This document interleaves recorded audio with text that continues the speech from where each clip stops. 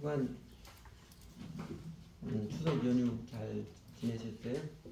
잘 쉬면서 여유 있게 잘 지내셨는지요? 오늘 이제 출애굽기 쭉 강의 31장인데 31장은 하나님께서 이제 모세에게 지시하신 바 성막은 이렇게 만들어라. 그 지침 맨 마지막 대목입니다. 25장부터 시작해서 맨 마지막 대목이고요. 그래서 오늘 본문은 성막의 모든 구성 요소들을 만드는 데서 하나님께서 부사렐하고 그 다음에 오홀리압 그리고 기술 있는 모든 사람 불러서 하나님의 영을 채워주고 지혜를 주어서 성막의 모든 구성 품목들을 만들게 하시겠다는 말씀입니다. 그리고 오늘 본문 그 다음에 12절부터 31장 18절까지는 안식일에 쉬었다는 이야기하고 그 다음에 18절 하나님께서 손수 돌판에 쓰신 증거판 2개를 모세에게 주어주고 모세를 하산시켰다는 그 기록입니다. 저희가 보니까 작년 2024년 4월부터 출애굽기 1장부터 비교적 꼼꼼히 한 본문도 거르지 않고 쭉 살펴봤었는데 제가 이 31장 후반부 안식일에 대한 설교는 하지 않겠습니다. 이 부분은 건너뛸게요. 왜냐하면 출애굽기 강의하면서 십계명에도 나왔었고 언약의 책에도 나왔었고 이미 2번이나 했기 때문에 그렇습니다. 그리고 저희가 본 출애굽기 전체 흐름 이런 거였잖아요. 그게 출애굽 역사 기록하고 언약과 율법, 그래서 시내산에서 언약을 체결한 장면하고 그 다음에 성막을 건축하는 장면 이렇게 세 부분이었는데 그 중에 성막에 대해서는 성막 건축 지침이 25장에 31장까지이고 즉 성막 이렇게 만들라는 하나님께서 지침을 모세에게 주신 것이고 그리고 모세가 그 성막의 지침, 삶의 지침을 받고 산에 들어갔는데 타나르 이스라엘 백성들은 완전 개판이 되어 있었지요. 금송아지 만들어 놓고 난리를 치는 모습, 그 모습 말입니다. 그 난장판의 현장과 이를 협파하고 수습하는 모세의 이야기가 32장, 33장, 34장입니다. 그래서 35장부터는 다시 이제 실제로 성막을 짓는 과정을 이제 그려준 이야기입니다. 그 25장에 30일까지 성막 건축 지침, 성막을 이렇게 지어라는 내용하고 35장에서 40장까지 성막을 이렇게 지었다는 기록. 순서가 좀 바뀐 것은 있지만요. 내용은 사실은 똑같습니다. 똑같은 내용들이어서 제가 35장에서 40장까지는 강의하지 않겠습니다. 그래서 출애굽기 강의는 34장에 끝맺도록 하겠습니다. 오늘 31장 전반부 하고 그 다음에 다음 주에 32장부터 해서 34장에 끝맺도록 하겠습니다. 그래서 이제 오늘 본문은 출애굽기 31장 1절 11절 본문은 하나님께서 부사렐 2절에 부사렐 그 다음에 6절에 오홀리압 그리고 이름이 나와있지 않지만 기술있는 모든 사람들을 하나님 사용하셔서 성막을 구성하는 모든 요소들 회막과 증거궤 금과 노트로 된 여러 기구들 그 다음에 여러 천막을 짰던 것 그 다음에 제사장 아론과 그 아들들의 옷 그리고 여러 가지 기름과 향까지 모두를 다 만들게 하시겠다는 말씀입니다. 이 대목에서 저희가 주목하고 싶은 부분은 이것입니다. 첫째는요 3절에 하나님의 영을 채워주어 했던 것처럼 하나님께서 그 부살렐에게 하나님의 영을 채워주셨다고 그러는데 하나님 나라의 모든 아름답고 훌륭한 일은요 영성 곧 하나님의 은혜를 입어서 성령이 충만한 사람에 의해서 이루어집니다. 하나님의 나라의 일은 사람 숫자가 많은 것에 이루어지는 게 아니잖아요.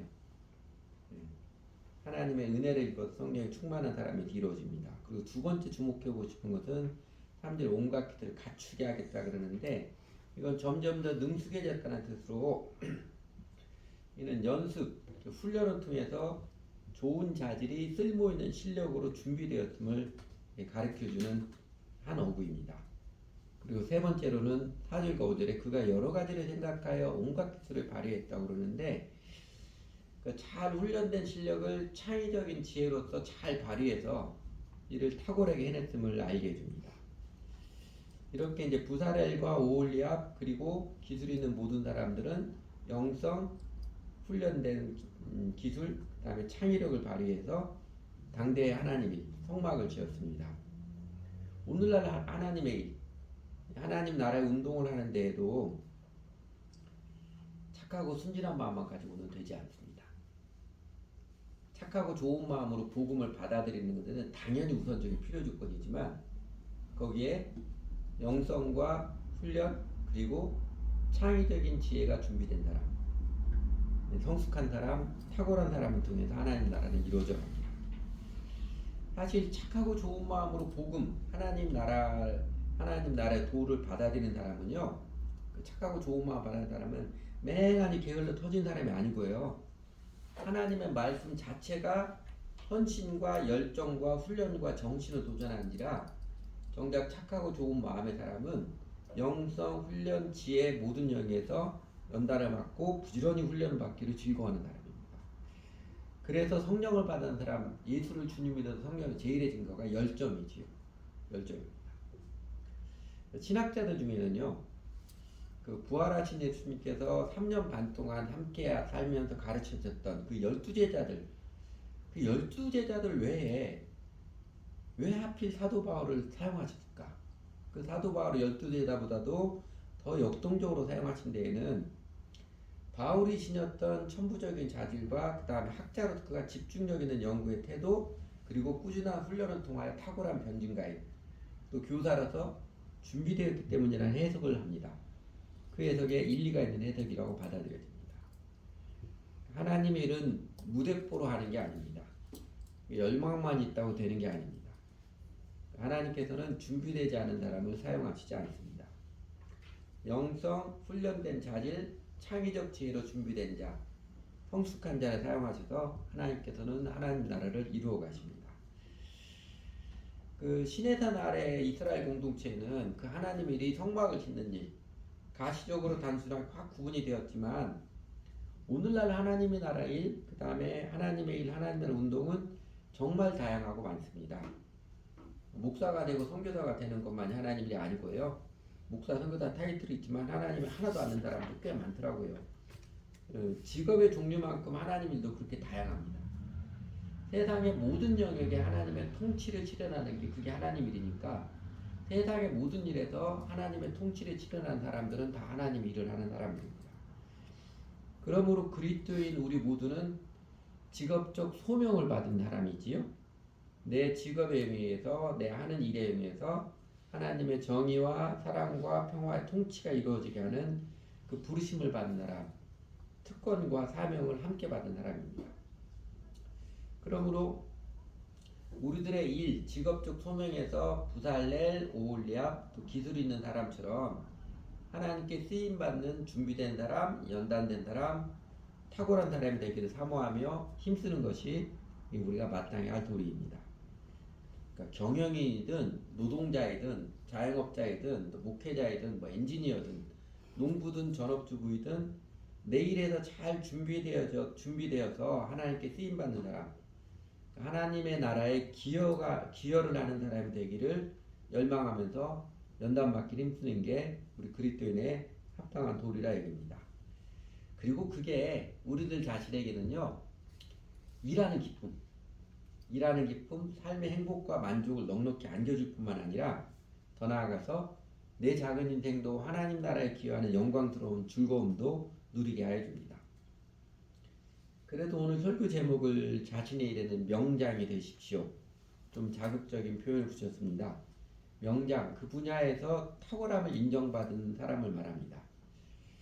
명장이 되라고 해서 예수님의 제자도가 자신의 분야에서 1등, 최고가 되라는 지침은 아닙니다. 그 최고가 되라는 부침은 자의적이든 타의적이든 세상적 유혹이며 마귀적입니다. 여러분, 마귀가 예수님 유혹할 때도 성전에서 뛰어내리라. 그 말은 네가 영웅이 되어라. 그렇게 유혹했듯이 말입니다. 그리고 사람이 내가 최고가 되겠다는 유혹에 혹하게 되면 그 사람의 심령은 비교와 경쟁, 불안과 압박감, 뒤처질지 모른다는 두려움의 노예 상태를 헤어나오지 못합니다. 이런 사람은 신앙적인 열심도 결국은 다 자기를 위한 것, 자기 성공, 자기의 최고를 위한 수단으로 여길 뿐입니다. 최고가 아니라 내 직업적 소명, 내 분야에서 탁월한 사람이 되도록 최선을 다하는 게 그리스도인의 바르고 아름다운 태도이고 예수 믿는 사람의 특징입니다. 1등이 되든 2등이 되든 뭐 꼴찌가 되든 관계없이 하나님 내게 인도하신 삶에 의해서 최선을 다하는 게 그리스도인의 아름다운 태도이고 바른 태도입니다. 그 그리스도의 삶의 태도가 어때야 하는가 단적으로 가르쳐주는 말씀이 골로새 3장 23절이죠. 무슨 일을 하든지 마음을 다하여 주께 하듯 하고 사람에게 하듯 하지 말라. 사람에게 하지 말고 주님께 하듯 하라. 가만히 묵상하면 여러 가지 의미가 담겨 있는데 눈속임만 하려고 하지 말고 진심으로 행하라. 대충 적당히 하는 척만 하려고 하지 말고 성심으로 행하라. 무슨 일이든지 욕심을 행하지 말고 사랑의 마음으로 최선을 다하라. 이런 뜻들이 내포되어 있다고 봅니다. 내 삶에 주어진 삶의 여러 가지 일들, 그 가운데서 특히 내 소명의 일에 대하여서는 사랑하는 주님께 하듯이 사랑으로서 최선을 다하는 게 그리스도인의 아름다움, 그리스도인의 특징입니다. 나의 일에서 나의 삶에서 얄팍한 눈속임이나 경쟁이 아니라 사랑으로서 최선을 다하는 사람은 자연스럽게 탁월한 태도가 갖추어지며 그리고 하나님께서는 그렇게 준비된 자를 하나님 나라에서 존귀하게 사용하십니다. 여러분 그렇다면 우리는 구체적으로 어떻게 내 자신의 전공 소명에 이래서 탁월한 사람 명장이 될 수 있겠습니까? 오늘 하나님께서는 성막을 짓는데 부살렐, 오홀리압, 기술 있는 사람을 사용하신다는 그 말씀 속에서 그기 내 삶의 일에서 명장이 되는 장인이 되는 원리를 저희가 배울 수 있습니다. 첫 번째는요, 하나님의 영을 채워주어 3절에서 했듯이 예수 그리스도를 주님으로 바르게 믿고 따라서 성령을 받고 성령으로 충만함을 입어야 합니다. 올바른 영성, 아름답고 강건한 영성이 삶과 영혼의 바탕이 되어야 합니다. 3절에서 그에게 하나님의 영을 채워주어 했던 것처럼 그 하나님의 영, 성령을 받는 일이 옛날 구약 시대에는 옛날 구약의 모든 것은 하나님 나라의 모형이었잖아요. 구약 시대에는 특정 사람에게 특정한 때에만 주어지는 하나님의 주권적인 은혜였습니다. 부살렐에게 하나님 영을 채워주신다고 하셨듯이 말입니다. 그러나 예수 그리스도께서 이 땅에 내려오셔서 하나님 나라의 도래를 시작하신 이후 그럼 성령 누가 받습니까? 또 성령 충만은 어떻게 받습니까? 예수님께서 이 땅에 내려오신 이후 성령은 어느 특정한 사람에게 특정한 일에서만 주어지는 게 아니라 회개하고 예수 그리스도를 메시아 자신의 주님으로 믿고 따르고 회심한 사람이라면 누구에게나 하나님께서 성령을 내려주십니다. 그렇게 예수님의 멍에를 메고 예수의 제자로 살기를 회심하고 침례받음으로 명확히 결단하고 고백한 사람이라면 누구에게나 하나님께서는 은혜의 선물로 성령을 내려주십니다. 명확히 가르쳐준 증거가 사도행전 2장 38절이죠. 세 번역에 있는 번역입니다. 회개하십시오. 그리고 여러분 각 사람은 예수 그리스도의 이름으로 침례를 받고 죄 용서를 받으십시오. 그래야 하면 성령의 선물을 받을 것입니다. 성령의 선물을 받을 것입니다. 성령을 어떻게 받는가에 대해 명확히 가르쳐주는 구절입니다. 영성은요 기이한 종교인이나 특이한 신비주의가 아닙니다. 정상적인 믿음, 회개하고 주 예수를 믿고 따르는 믿음이 깊어지고 삶의 바탕으로서 견고해지고 아름다워지는 것, 마음의 색깔, 삶의 태도가 주 예수님을 닮아가는 것이 영성입니다. 영성이 깊어지는 것, 이게 곧 성령 충만입니다. 성령 충만, 성령을 충만하게 받는 것도 특정 집회에서 헷가닥하는 게 아니고요. 일상의 삶을 살아가는 마음, 태도가 주 예수님을 닮아가는 모습입니다. 당연히 성령 충만도 특별한 종교의식을 광적으로 행해서 받는 게 아니고요. 회개하고 예수님을 나의 주님으로 모시고 주 예수님을 배우고 따르는 믿음 생활을 정직하게 온전하게 들여가는 자들에게 하나님께서 자연스럽게 내려주시는 그 은총입니다. 이 그림이 우리 교인들 익숙하시죠? 우리 홈페이지도 나와 있는 그림인데 아까 그 사도행전 2장 38절 이 초청에 응답해서 주 예수를 믿은 사람들이 사도행전 2장 42절. 사도의 가르침을 따라서 서로 교제하고 함께 예배드리고 함께 기도드리는 정상적인 신앙생활을 온전하게 헌신적으로 들어갔을 때, 그 다음에 세 번째 사도행전 2장 43절 이유. 그들의 마음이 기쁨과 사랑과 감격이 넘치고 하나님의 기적과 능력을 체험하고 사랑이 넓어져서 정말 행복한 삶을 함께 영위하게 되고, 바로 그들이 자연스럽게 성령 충만한 모습이 되었다는 것입니다. 이런 거죠. 사람이 마음으로 자기 길을 계획할지라도 그의 걸음 인도하시는 여호와시니라. 익숙한 말씀이죠. 이 말씀을 가르쳐 주시지, 하나님께서 하나님의 영을 부어주시는 그 은혜를 입지 않으면은요, 아무리 자기가 노력을 하고 애를 써도 하나님께서 임재하시는 그 감격, 하나님께 쓰임받은 영광을 누리지 못합니다. 열심히 자기가 노력하고 애를 써서 돈도 많이 벌고 다른 사람들보다도 조금 더 실력을 갖출 수는 있어도요, 하나님의 영을 받지 못하면, 예수 그리스도를 주님으로 바라기 믿고 따라 하나님의 영을 받지 못하면 영생복락, 하나님께서 함께 하시고 내려주시는 그 말할 수 없는 영광스러운 즐거움을 누리지 못합니다. 그래, 안타깝게도 하나님과 바른 관계없이 내 노력, 내 수고를 정말 많이 했는데 어떤 경우에는 그렇게 많이 수고했지만 안타깝게도 오히려 완전 낭패를 겪는 경우가 우리 인생살이 역사의 모습에서는 비일비재하기도 합니다. 그래서 이 말씀이 절실해지잖아요. 사람의 마음으로 자기의 길을 계획할지라도 그의 걸음 인도하시는 여호와시니라.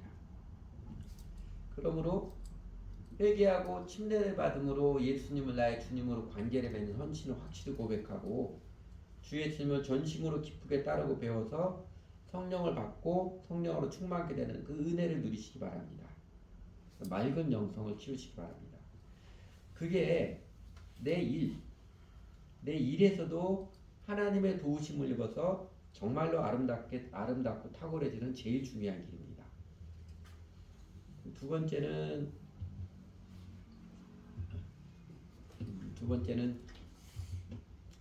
갖추게 하겠다. 아까 봤던 3절 말씀처럼 하나님께서 연단시켜 주시는 손길에 응답하여서 반복된 연습, 반복된 훈련을 기꺼이 받아서 자신의 일에 능숙해져야 합니다.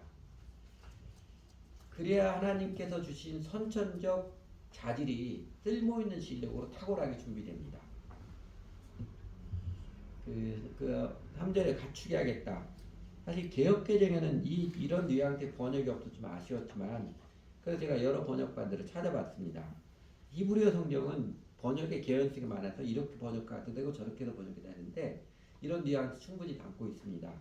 그래서 공동 번역도, 그다음에 영어 성경도 또 이렇게 갖추게 하겠다, 이렇게 반복해서 훈련했다는 의미들을 그런 뉘앙스를 많이 담고 있더라고요. 대표적으로 커런트 잉글리시 버전이라는 건데 make him a skilled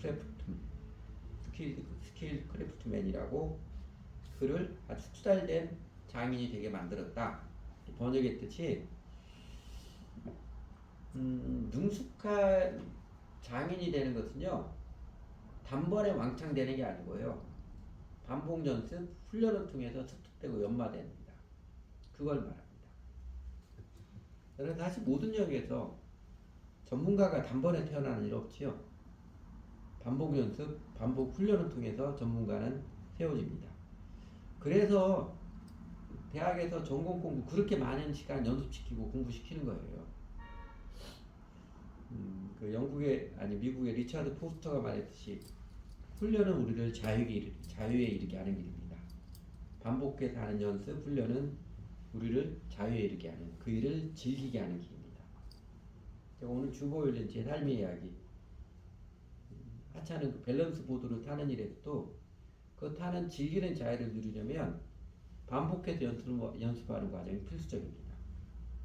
그리고 가만히 보면 꾸준히 하면 깜짝 놀랄 만한 아름다운 성취들을, 그런 일들이 많이 있다는 것을 알게 될 것입니다. 피아노도 그렇지요, 기타도 그렇지요, 운동도 그렇지요, 모든 영역에서 마찬가지입니다. 그 중에 제일 중요한 것은 경건의 연습이죠. 하나님과 기도하고 하나님 말씀 묵상하는, 이것만큼 내 심령을 아름답고 강건하게 세워주는 거 없거든요. 좋은 것일수록 빨리 되지 않습니다. 꾸준히 하루하루 빼먹지 않고 해가는 게 비결입니다.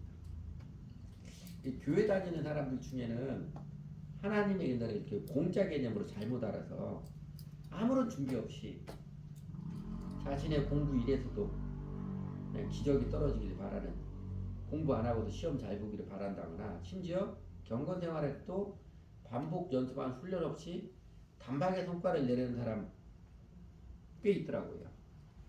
사실은 이게 날로 먹으를 못된 짚보이고, 요행을 바라는 사람 모두가 인생을 망칩니다. 노벨상, 올해도 일본의 과학자 2명이 노벨상을 받았지요. 우리나라는 평화상, 문화상 외에 과학기술 분야에서 노벨상을 받는 사람이 아직 한 명도 없습니다. 근데 일본은 과학기술 분야에서 노벨상을 받는 사람이 지금까지 물리학상 12명, 화학상 9명, 생리학상 6명, 이렇게 모두 27명입니다. 비서구 국가들 압도적인 유리예요. 중국도 3명밖에 안 돼요. 특히 2010년 이후로는요, 일본이 과학 분야에서 노벨상 수상자가 14명이나 배출했습니다. 우리나라 과학 잡지 중에 동아사이언스라는 잡지 있습니다. 근데 일본이 이렇게 기초과학 분야에서 탁월한 성과를 내는 모습에 대하여 이런 표제를 붙였습니다. 노벨상 2020번에서 일본 27명 구글 연속 수상에 쏠린 관심. 왜냐하면 구글 회사 사람들이 노벨상도 많이 받거든요. 최근 몇 년 사이에. 그러면서 일본에 대해서 기록을 쓰면서 일본이 이렇게 노벨상을 많이 받게 된 탁월한 성과를 내는 모습에 대해서 한마디로 정리했습니다. 일본 꾸준함이 만든 경쟁력. 이 표제를 붙였어요. 일본인들을 장인 정신이라고 그러죠. 꾸준한 도전이 아름다운 결실을 맺는 것입니다. 정작 위대한 일은 순간적인 능력에 의해서가 아니라 인내에 의해 이루어집니다. 그러므로 여러분들의 전공, 또 여러분의 일에 꾸준히 행하기를 즐거워하십시오. 자신의 일에서, 그리고 그리스도인의 삶의 기본적인 태도인 경건 연습에서 반복 훈련하기를 즐거워하며 꾸준함을 갖추시기 바랍니다. 그게 행복하게 일하면서 하는 일이고, 마침내 하나님께 쓰임받는 영광의 길입니다. 세 번째로, 여러 가지를 생각하며 온갖 기술을 발휘했다는 것처럼 창의적으로 생각하며 일하십시오. 구체적으로 사랑과 열정으로 생각하며 살아서 창의적인 지혜를 얻고 그 창의적인 지혜를 적극 활용하시기 바랍니다. 맨날 똑같은 일하고 아무 생각 없이 살지는 말아야지요. 나는 왜 이 지겨운 일을 날마다 반복해야 하나 투정 부리지 말고, 어떻게 하면 보다 더 제대로 할 수 있을까? 어떻게 하면 더 잘할 수 있을까? 생각하며 궁리하며 행해보십시오. 그러면 하나님께서 창의적인 영감이 떠오르게 해주시고 온갖 기술이 발휘가 됩니다. 여러분, 부사렐과 오올리아 그리고 이제 기술자들의 경우, 사실 하나님께서 성막의 여러 것을 이렇게 만들라고 완성품의 모양을 이미 가르쳐 주셨잖아요. 그렇다면 그들은 어떤 생각, 어떤 궁리를 했을까요? 하나님께서 과제를 딱 주어줬거든요. 그 7가지가 달린 등잔대, 언약궤 천사가 날개를 펴고 있는 그룹, 이게 균형을 맞추게 안 넘어지면 어떻게 해야 되나? 그 다음에 노수로 된 커다란 물 바다. 도대체 이 모양들을 어떤 도구를 사용하여서 어떤 과정을 만들 것인가? 이 궁리를 하지 않았겠습니까? 전에는 만들어 본 적이 없는 새로운 물건인데, 요즘 같으면 새로운 설비를 갖추고 새로운 공정을 시도해서 새로운 제품 만들어내듯이 그들은 창의적인 아이디어를 생각해 냈을 것입니다. 여러분, 지혜라는 게 주어진 정보, 도구를 활용하는 능력이잖아요. 구슬이 섬안에서 꿰어야 보드에 있는 것처럼 구슬 잘 꿰을 줄 아는 게 지혜지요. 이 하나님의 영을 받은 기술자들, 훈련을 통해서 갖춘 자신들의 기술을 어떻게 잘 활용해서 난생 처음 보는 성막의 물품들을 만들어냈을까? 궁리하여서 아이디어를 내고 기술을 발휘한 것입니다. 그러면서 하나님께서 새로운 아이디어를 떠오르게 하신 것에 많이 기뻐하면서 일을 했을 거예요. 일을 하는 데에는 생각하에서 온갖 기술을 발휘하는 그 지혜가 빛을 발합니다. 운전하는 사람들은 다 경험했고 이제 운전하지 않는 사람도 도로 보면서 많이 봤겠지만 언제부터인지 우리나라 도로에 이렇게 분홍색, 녹색 줄이 그어져 있기 시작했잖아요. 요 줄 그어진 운전하시는 우리 형제 자매는 없나요? 보면서 줄 그어진 거 보면서 야 이거 누가 줄 거나 참 편하다 이렇게 느껴보신 적 있지요? 줄 따라가면 되니까. 특히 고속도로 나들목 같은데 이거를 노면 색깔 유도선이라고 합니다. 노면 색깔 유도선이라고 하는데 이게 나들목 교통사고를 88.8% 줄인, 그러니까 10분의 1로 교통사고를 줄인, 획기적으로 줄인, 그리고 운전자들 운전 편의성을 높여준 아이디어입니다. 이 사람 요거를 처음 창안한 사람이 한국도로공사 윤석덕 씨라는 사람인데 2011년에 했습니다. 이 사람이 나들목에서 교통사가 자꾸 많이 나니까 어떻게 하면 나들목 교통사를 줄일 수 있을까 골똘히 생각하다가 집에 갔더니 자기 자녀가 크레용으로 무지개를 그리는 모습에서 영감을 받은 아이들입니다. 도로에 저렇게 줄을 그어주면 색깔의 줄 그어 그들 따라가면 사고 안 나겠구나. 처음에는 우리나라 법에 도로 위에는 황색, 흰색밖에 칠할 수밖에 없어가지고 안 된다 말도 듣지만 잘 설득을 해서 결국 해내서 우리나라 나들목 교통도를 획기적으로 줄였지요. 그래서 많은 국민들이 세금은 저런 데 써야 된다 칭찬을 많이 하고 지금은 한국도로공사 차장으로 승진했지요. 세계인들이 부러워하는 아이디어가 되었습니다. 외국인들 한국에 들어와서 도로에 색깔을 저거 뭐야 하고 설명을 하면 감동합니다. 그러면 그 도로 나들목 유도선처럼 색깔 유도선처럼 이렇게 단순한 일뿐만 아니라 이 아이디어를 내는 창의력 지혜는요 사실 모든 일에서 약방의 감초처럼 요긴합니다. 특히 반도체, 핸드폰, 인공지능, 피지컬 로봇 등 이 경제 선진국들이 경쟁이 불붙어 있는 첨단 과학, 첨단 산업에서는요 결국 이 창의력, 지혜로운 자가 승리할 것입니다. 상대적으로 우리나라 사람들은 이 지혜, 그러니까 지식과 정보를 활용한 능력에 베스트 팔로워라고 그러죠. 아주 얄밉도록 약삭빠른 민족이라고 그러는데 그렇게 소문이 나 있습니다.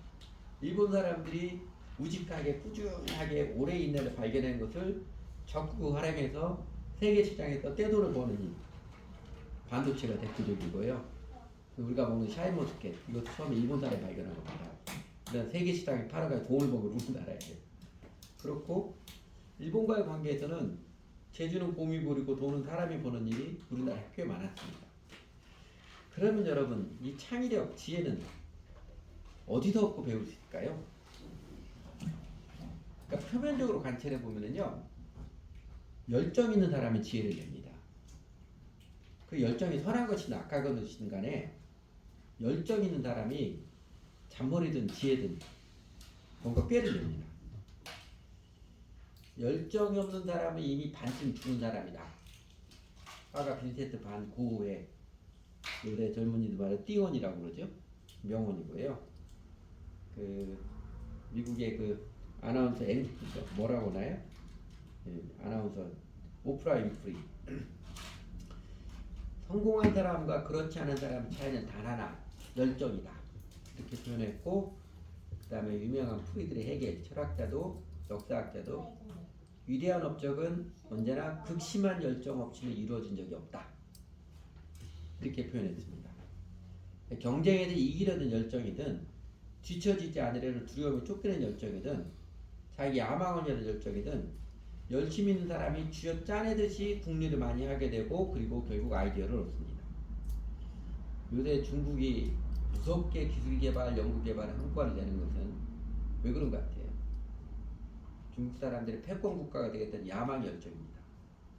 오랜 세월 동안 자기들이 역사의 중심이라고 세상의 중심이라고 여기 그 좋은 거 아닌데 중화사상 좋은 거 아닌데 여기 썼는데 한 세기 전에 서구 열강에 의해서 침략당하고 조그마한 섬나라에서 나라 망했던 그 쪽팔렸던 기억에 대한 만회 그 보복 열정이 무섭게 타오르기 때문일 것입니다. 그런데 이런 경쟁, 두려움에 쫓기는 열정, 야망 열정 등은요 항상 좋지 않은 부작용을 낳습니다. 우리나라에서도 지나친 교육 경쟁이 부작용을 낳듯이 말입니다.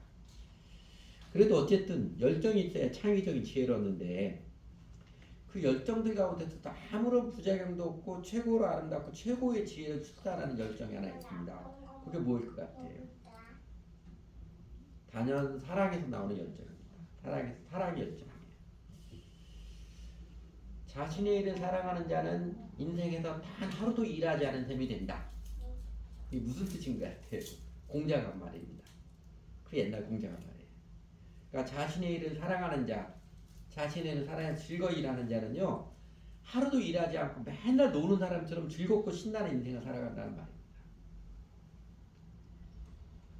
그 여러분 스스로 머리가 좋지 않다고 하는 사람, 그리고 옆에서 봐도 정말 머리 안 좋아, 별로야. 별로 주변에서 봐도 별로 머리가 좋지 않아도 기발한 아이디어를 많이 내는 때가 있습니다. 어느 때일 것 같아요? 뭐 여러분들도 경험했을 거예요. 사랑에 빠졌을 때, 연애에 빠졌을 때, 그러면 그 상대방의 마음을 얻기 위해서 온갖 기발한 아이디어가 마구 쏟아나지 않던가요? 그 에로스 사랑을 넘어서 에로스 사랑과 비교할 수 큰 하나님의 아가페 사랑을 알고 그 하나님을 사랑하는 자에게 하나님께서 지혜, 인스피레이션, 영감을 많이 내려주십니다. 우리가 잘 아는 지혜의 근원, 잠언의 주제 말씀이죠. 잠언 9장 10절 여호와를 경외하는 것이 지혜의 근본이요 거룩하신 자를 아는 것이 명철이니라. 이 잠언의 핵심 메시지도 이 사랑의 관점에서 이해할 필요가 있습니다. 하나님 경외한다는, 하나님 두려워한다는 것, 소극적인 표현이지만 이거 적극적으로 능동적인 표현으로 바꾸어 표현하면 사실 어쩌면 구약을 잡으니 좀 소극적이었고 예수님 이후로는 적극적으로 바뀌어진 것이지요. 주 예수님께서 베드로와 제자들에게 3년만 제자로 다 마치고 마지막으로 확인한 질문이 뭐였어요? 그들에게서 마지막으로 확인한 마음이 다른 것도 없어도 너희가 이거는 있어야 된다. 그 질문 이거였죠. 네가 나를 사랑하느냐? 사랑을 배우는 네가 나를 사랑하느냐 했고, 그 다음에 사도 바울이 믿음의 정체를 표현해준 유명한 말씀 있죠. 그리스도 예수 안에서는 할례나 멀례나 효력이 없을 때 사랑으로서 역사하는 믿음뿐이니라. 믿음의 정체는 사랑이라 했듯이 하나님을 사랑하는 자에게 하나님께서는 지혜와 영감을 많이 내려주십니다.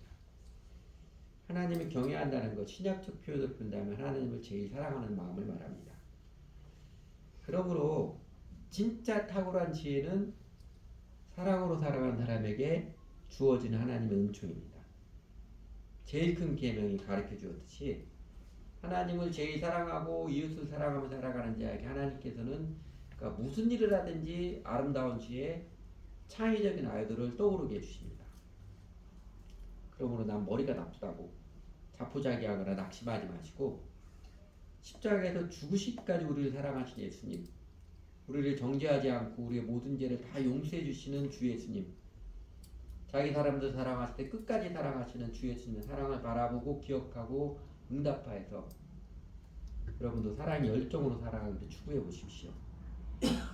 하나님을 사랑하고 이웃을 사랑하는 인생을 살겠다는 회심의 마음, 그 정직한 믿음이 하나님께서는 성령으로 충만하게 하실 것이며 그 사랑으로 살아가는 자는 야곱이 라헬을 사랑함으로 7년을 수일같이 여겼더라 그 모습처럼 오랜 반복 훈련도 지겹지 않고 오히려 그 과정도 즐거운 일이 될 것이며 그리고 하나님께서는 그 정직한 믿음, 사랑으로 살아가는 자에게 온갖 창의적인 지혜, 기발한 아이디어, 영감들을 선물로 내려주십니다. 그 믿음의 사랑으로 살며 살아가는 자는 여러분 구달레는 오홀리압과 당대기 숫자를 즐거이 됐을 것 같아요? 아니면 마지못해서 돈 벌기 위해서 마지못해서 이랬을 것 같아요? 위에서 시키니까 그냥 어쩔 수 없이 했을 것 같아요? 즐거이 됐겠지요.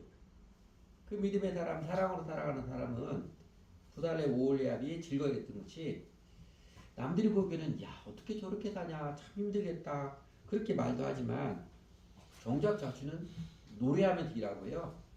열심히 일하면서도 즐거움과 보람을 느끼는 행복한 인생을 영위합니다. 그 믿음과 사랑으로 살아가는 자는요.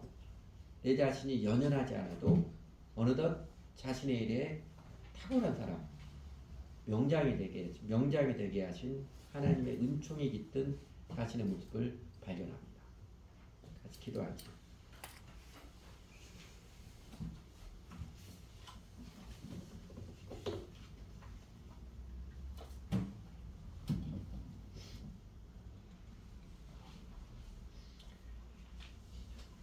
하나님, 성경 말씀을 통해서 제가 예수님을 배우고 따르면서 인생에 참되게 행복하게 살아가는 도를 계속해서 깨우쳐 주시고 가르쳐 주셔서 감사를 드립니다.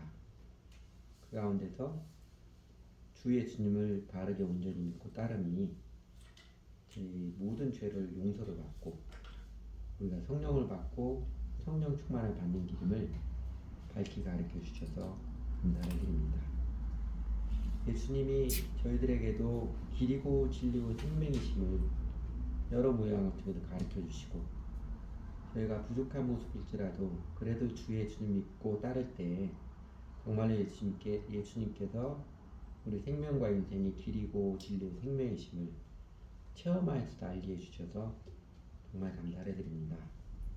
하나님, 저희들에게 저희 스스로는 불가능하고 자신도 없었는데 하나님께서 성령으로 충만케 하셔서 주님께서 친히 이끌어 주실 테니 탁월한 삶을 살도록 우리 삶이 우리에게 맡겨진 여행에서 명장이 되도록 삶의 목표를 제시해 주시고 그에 도전할 수 있다, 할 수 있다는 믿음의 마음도 감동해 주셔서 감사를 드립니다.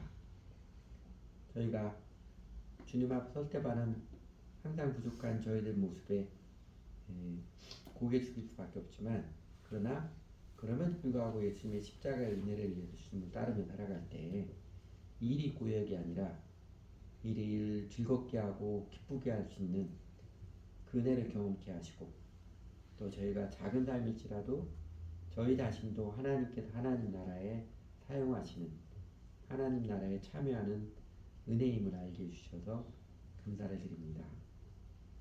하나님 아버지, 그럼에도 불구하고 여전히 세상적 가치관에 세속적 생각에 묻혀 자라는 저희 어리석은 심령을 용서해 주시고 금일해 주시기 바랍니다. 다른 사람과 비교해서 이겨먹으려고 하고 경쟁에 익숙하고 자기 의를 내세우는 열정에 익숙한 모습을 하나님 고쳐주시고 용서해 주시고 고쳐주십시오. 아니면 그렇게 경쟁에 뛰어들었다가 연약한 자신의 모습 보고 쉽게 낙심하고 우울하고 그래서 이제는 아무런 목적도 없이 아무런 생각도 없이 그냥 살아가는 도피하는 초라한 저의 심령들 하나님 불쌍히 여주시고 취해 주시기 바랍니다. 하나님, 열정이 있어도 사랑에는 문이 아닌 진정한 사랑에는 문이 아닌 저희들을 용서해 주시고 긍휼해 주시기를 기도드립니다.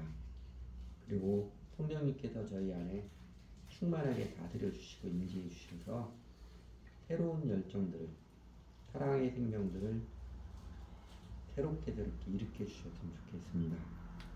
저희들에게 참사랑을 깨우쳐 주십시오. 연애 감정 말고요. 하나님 사랑하는 하나님께서 사랑하신 그 사랑이 어떤 것이 알게 해주시고 우리가 이웃들을 사랑하는 하나님 사랑하는 그 열정의 마음들을 점점점 크게 일으켜 주셔서 우리 마음의 생각들을 다스려 주셨으면 좋겠습니다. 그 하나님의 은혜의 사랑이 저희 안에 충만해져서 그 하나님의 사랑을 가로막는 이 자아에 대한 집착, 자기의에 대한 집착들을 내려놓지 않도록 도와주십시오. 주의 성령님께서 저희를 충만케 하셔서 그 사랑의 열정을 불붙여 주시기 원합니다.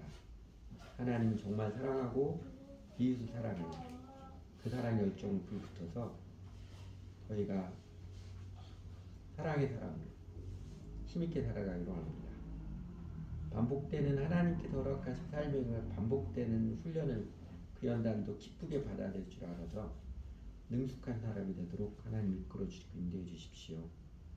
그 살면서 영혼이 게을러서 아무 생각 없이 그냥 살아가는 모습이 아니고 곰곰 생각하고 곰곰 기도할 줄 알게 도와주시고 주님이 그때마다 지혜와 총명을 깨우쳐 주셔서 마침내 저희들도 저희 삶에 의해서 준비된 사람, 탁월한 사람, 사람들에게 유익을 끼친다라. 더 나아가 하나님께 쓰임받는 하나님 나라에 기여하는 아름다운 인생이 되도록 하나님 인도하시고 이끌어 주십시오. 예수님 이름으로 기도드렸습니다.